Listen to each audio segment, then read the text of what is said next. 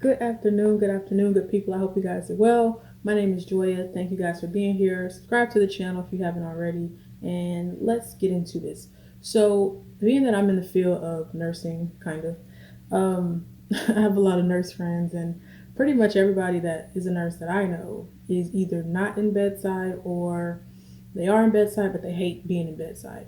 So, I think a lot of nurses just don't know exactly like the fields that are available to them as far as specialties and things like that, especially the one that I want to talk about today, which is infection control, also called infection control and prevention, all of that. So, with some of these roles, you can look online and you'll see. I have my laptop over here, so if I look over here, it's just because I'm looking at my information. So, the good thing about infection control or infection prevention is that pretty much every nurse, regardless of what field you've been in before or specialty, you have experience in infection control.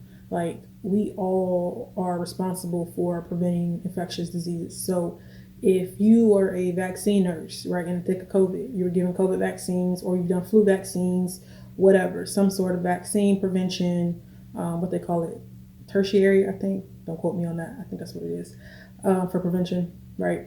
So with that being said, you've done some type of infection prevention. So when you give vaccines, if it's, before the illness, right, it's to prevent. So you've done some type of infection prevention um, work. So you have that experience. So I think a lot of nurses don't realize a lot of their skills is really transferable to a lot of different specialties that aren't related to bedside. So, we're going to talk about prevention and control today, but there are other fields like case management and so many other things, public health, that you can just transfer based on what you've already done. And I think a lot of nurses think they have to go back and get another degree or go and do this, that, and the third, take all these classes, go talk to the person on social media that's like making this class and doing all this stuff. And it's like, you don't need all that. What you need is information. And I'm about to give you some information. Okay. So understand that infection prevention and control, I'm going to say IPC or IC or IP. So IPC stands for infection prevention and control. IC, infection control. IP, infection prevention. So if I use those, that's just what it means. Anyways, so in infection prevention, what you have to realize is that this field is so broad. So there's so many avenues that you can go in this. You can work in public health. You can work in the hospital. You can work in outpatient settings. You can work for organization, right? There's so many things you can do with this, or you can work for yourself. Like, I know nurses that are in this field, and they work for themselves. They're consultants, meaning the organization hires them to come in and say, listen, we need help with this IP stuff. Can you assist us? And that person, they give them their rates of what they charge, and then they do their thing. So you can be a consultant as well for this. So just looking at some opportunities, I pulled up a few. And of course, right when I want to talk about it, my internet is acting crazy.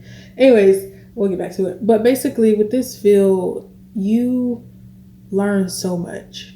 There's so much earning potential. Financially, like, you can make a lot of good money. I make good money, but you can make so much good money. You can learn so much. And like I said, it's so many different routes that you can go.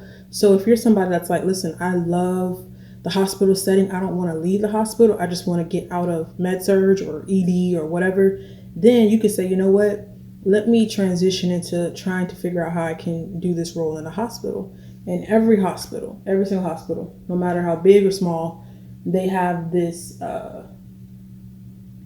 specialty just because it's needed. I mean, it's just needed. So okay, here we go. So for this one role I saw, understand that this role can be titled several things. So number one, you might see it listed as infection control nurse. Okay, that means you have to be a nurse to be in this role. Also, you can see it titled infection preventionist, which is typically what a lot of people are going by now. I'm considered an infection preventionist or IP. With that being said, the good thing about being an IP or infection preventionist is that you don't have to be a nurse. Now, it's great. Some jobs, some organizations require it, but a lot of times you can have other backgrounds. So if you're watching this video and you're like, listen, I'm not a nurse, Joya, but can I get in this field still? Absolutely. there are people that I work with that are not nurses. I'm like the only nurse, and they're in the field. So a lot of times people come into this field based on they have a bachelor's in like something like some type of science, right? Health science, biology, micro, public health, something of that health related. They have a bachelor's in that. And some people have masters, but it's not necessarily required. It just depends on the job that you're applying for. So for instance, this job that we have with the VA up in Syracuse, Syracuse, New York. I don't know why I said VA. I was like, say Syracuse, VA. No, Syracuse is the VA in Syracuse, New York. So as you can see, it says infection preventionist, right? But it says registered nurse. So you have to be a registered nurse for this job. And it says you're eligible for recruitment / relocation. I believe it's up to 18,000 is what was in the notes. So let's just scroll down and see what we can find as far as the requirements. Oh, let's go back up. So pay, right? Salary for this position says 67,000-ish to about 132-ish, right? But you also have the ability to get that incentive as far as the $18,000. So, I mean, that's not bad at all. But if you scroll down, basically a lot of these requirements are pretty standard. You need a nursing degree. And then if you scroll down, it says prefer experience. It says 1 year in infection prevention related experience. So, but that's preferred. So that doesn't mean you have to have it. If we look at another job, this one is with, I also forgot this. So you can also be a infection control nurse or infection preventionist in long-term care, right? I typically, that's who I work with. I work with the IPs in long-term care. And so for instance, we got this job right here in Lakewood, Colorado with Life Care, which we know is a long-term care company. They have places throughout the United States. So once again, you just need a nursing degree, whatever that may be, associate's, diploma, bachelor's, whatever. Need to have a license, CPR, and just some training a little bit in infection control. But like I said, if you've done anything in nursing, you have some type of infection prevention, infection control experience. And that's that for that job. And typically I will say with long-term care positions, like as an infection control nurse, you typically make more than you would in hospitals for the most part. And then the good thing about this, you can also travel. So they have this travel opportunity out in Colorado as well, where, it's advertising is $4,000 a week. So you times that by 4, 16 grand gross, and then you net whatever you net, depending on what you do. But, so it's also opportunity to travel. I remember when we were in the thick of COVID and I had an opportunity to travel in this field. I think the salary was like $5 grand-ish a week, somewhere over $5 grand a week. So it would have been gross $20K a month. But I was just so scared. I was so scared to leave my job at the time because I felt like, okay, this is so risky. Like, I don't know anything about this place because it was up in, I think, Seattle, somewhere up in Washington State. And I was just like, well, I don't want to leave because it's uncertain. Like, I just don't know. Looking back, I should have did it. Yep.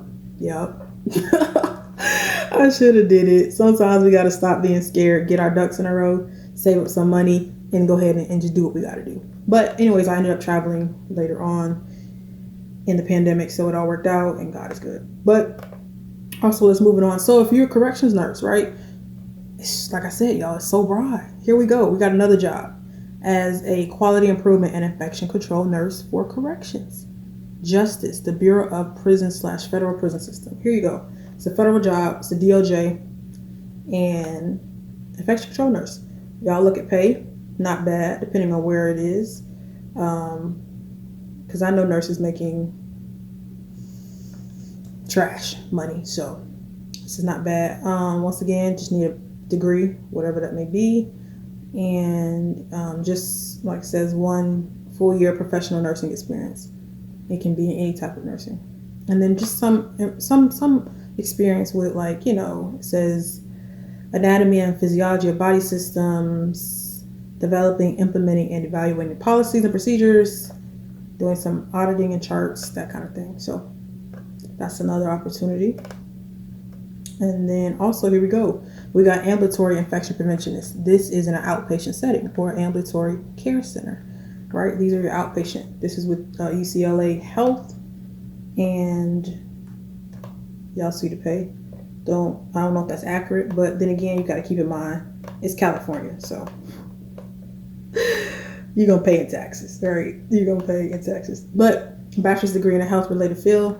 This is what I was talking about earlier about you don't have to be a nurse for every infection preventionist role. So if you're watching this video, you're in healthcare, you're trying to find some lane, some way to get out of whatever you're in, but you still want to stay in healthcare, look into the field of infection prevention, because you don't have to be a nurse for a lot of these roles. You just have to find one that doesn't necessarily say RN behind it.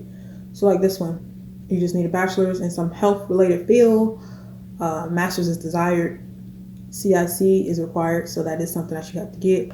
So this is not an entry level role. So if you're somebody that has no experience in this, it's not a role you want to apply for, because the CIC is a certification that really can help you in this field. It'll help you get more money. I saw an article that said something about when you get your CIC, you can see upwards of like $20,000 increase in your gross salary. So it's a great certification to have. And yeah, but there are more entry level positions. And if, like I said, if you're a nurse that has been in long-term care at the bedside and you're kind of like, I'm burnt out with all these 40 patients that they're giving me every shift, look into being an infection preventionist for your job or another nursing home.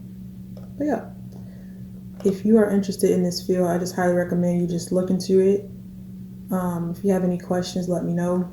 I think this is it's a great field. I think COVID really did a number for this field. Like, it really made people realize like how important it is, how important it really is. And also, you don't have to be a nurse. Sorry, y'all. My laptop almost fell. You don't have to be a nurse to travel in this field. So if you say you want to travel, I know a epidemiologist. She was an epidemiologist, then became an infection preventionist, and she has a master's in public health. So she's not a nurse. She just has an MPH, and she was traveling doing this job. She just stopped traveling like a month or 2 months ago to take a permanent position as like a manager in infection prevention. So that's also something you can work your way up to director, manager, supervisor. There's so many ways to go in this field, and I really want to see more of us, if you know what I mean, in this field. More people of color, because it's really such an amazing field, and I think there's so much to be learned here, so much to do. And you know, when I go to meetings and things like that, I'm the only person that looks like me, and I just hate that. I think we really, because I know so many black nurses. All my nurses that I know for the most part are black, just because that's just what it is. So I want to see more of us in this field. I want to see more of us continue to excel in this field and don't stop, because we can be up there. We can be up there. I have a mentor / friend that's in this field. She did the hospital for a minute. Now she's a contractor for the CDC. She works for a contractor for CDC. And yeah, it's just, the sky's the limit. Like, it's just so many ways you can go with this. And the role can open up so many things. You can work at the health department. I've seen roles for like a nurse epidemiologist.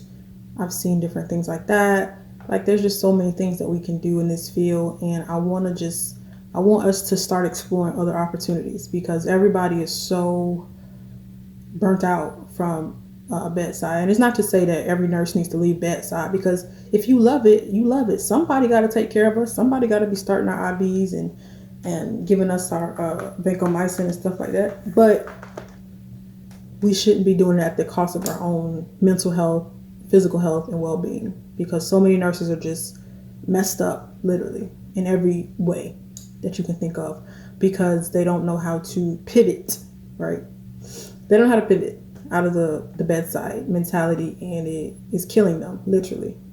So don't let these jobs kill you. Don't let your field kill you. Take the time to do what you need to do for you, but also understand that there's other opportunities. You just have to connect with the right person. So my LinkedIn network is a lot of IPs, epidemiologists, public health, all these people. So if you are interested in learning more, just connect with me. You'll see a lot of the people that I post, they're all in the same field. And if you have any questions, please drop them in the comments and I will do my best to answer them in the comments, or I might answer it in a video, just depending. So anyways, I want to see us get in these fields and get this money, because there's so much money to be made in this field, y'all. Yeah. So anyways, as always, y'all, I'm gonna end it right here. Stay grateful, stay faithful, stay consistent. Stay grateful. Yeah. Peace.